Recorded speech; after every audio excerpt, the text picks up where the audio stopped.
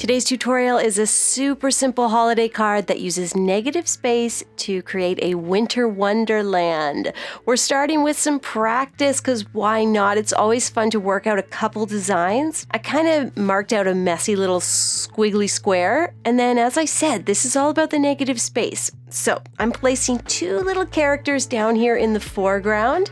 I did two lines to mark how big each person is going to be and to kind of show where the two people are going to sit. I'm going to do a adult and a child, I guess, so I'm making the second person a bit smaller. And you can see they're barely more than stick people. It's like a triangle shape for the body, a circle for the head, two stubby little legs, put a toque on them. That's a Canadian word for hat. And that's basically a person. Then because the negative white space of the paper is actually snow, that's the trick of this whole card. You got the trick. We're gonna put some little pine trees out here in the white blizzard landscape. And that's really all we need. It's a simple design that actually succeeds in how simple it is. It's beautiful in its simplicity. I'm keeping a somewhat limited color palette, but it's very holiday, so think burgundy, red, dark blue, and dark green, maybe a little brown. If you're interested in knowing exactly what supplies I'm using and some of the colors I've used as well, those will all be listed at the end of the video. So if you're following along, make sure to watch till the end for the exact supplies. Also, check the description for my Amazon supply links. It's a great way to support this channel and get the exact same supplies that you see me using. All right, I put a little fine liner on there just to highlight some details like the footprints. And then let's try a second design. So I'm beginning in pencil again, and this time we're going to sketch out a little cabin. It sits up here in the top third, and of course it's going to be surrounded by white snow. I'm kind of thinking gingerbread house, like it's got a cute little thatched roof or shingled roof, and I placed a whole bunch of tiny trees around it. The white space, of course, the negative space acts as the snow, and you get this kind of funny perspective, but it all sort of works. I'm going to color my house in using warm browns, got lots of colorful little trees. I'll even do a burgundy or red roof, and we kind of captured that Christmas spirit through the color palette that we used on that second one. Okay, so now looking at these designs, I mean, we really just need to choose, and I think my heart is with the people. It's just so sweet, the parent and child, and I love the way the negative space works on that one. So grab a blank card. I think it works well if you use something like craft paper. Then we're going to take a little bit of cardstock, and we're going to work out a very imperfect shape. I thought this would be so simple to cut this out, like an imperfect shape. It should be easy, right? No. I had to do like 5 till I got my quote unquote perfect shape, and there she is. We'll just skip through that.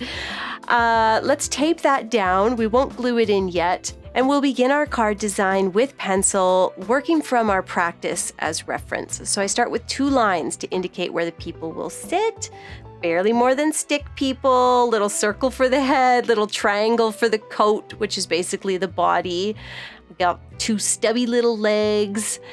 They're holding hands. I'm going to draw a scarf on the adult. Then I kind of realized the child maybe would just have a hood, and that would be so cute. And I'll do a little fur collar on the hood and on the coat. With our figures looking good and they're placed on the bottom left third, we're going to move up to the top right third here, and we'll place a line of trees. I think 3 or 4 will do it. Then I want to erase and just kind of lighten up my pencil line. So I want to see my figures. I just don't want there to be a lot of sketchy lines. And when it comes to adding the marker, I'm following my practice piece. I'm going with those holiday colors, lots of cherry reds and purples, a little bit of that indigo. By choosing a limited color palette, so 3 or 4 colors, we're going to make this card look really sophisticated. It's funny how sometimes doing things in a very simple or easy way actually makes them better. So we're using a lot of negative space. That's an easy thing to do. And we're using a limited color palette, choosing 3 or 4 colors. Simple, but the effect, the result is very sophisticated. I'm going to add a little bit of gray here on the snow, and of course our 2 little figures need some shadows, and I just make some messy marks, and that's basically a shadow. And I'll also put some little circles and ovals to indicate footprints. That's it for my brush pens or my markers on the figures. They look good. I just want to add a little bit of fine liner, so a little bit of pen. I'm not going to outline every last thing, but I do think the trim on the coat and the pom-pom would benefit from a little bit of an outline.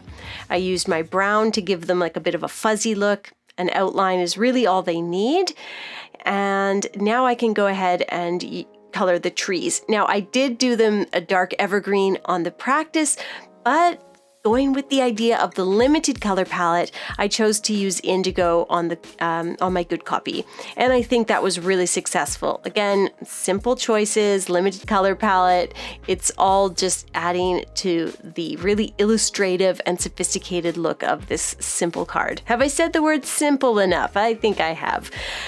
Speaking of simple, I decided to complicate things and add another line of trees. I made them a little bit smaller and just added them at the very top there. I felt like there was maybe a little too much negative space.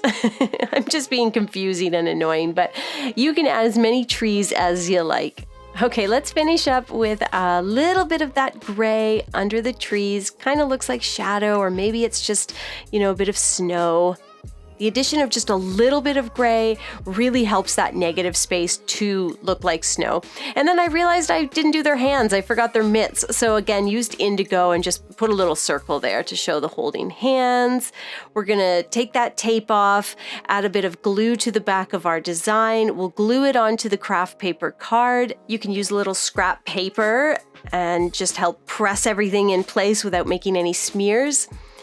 And the finishing touch on this is just going to be to add a little holiday message right across the bottom, use a fine liner or a brush pen, and that's it. It's all done, and I love the simplistic beauty of this Winter Wonderland card. Thanks for watching, guys. We'll finish up today by showing you all of the supplies that were used in today's video. To follow along today, you need a blank greeting card, preferably craft paper, cardstock, scissors, a fine liner, and pencil.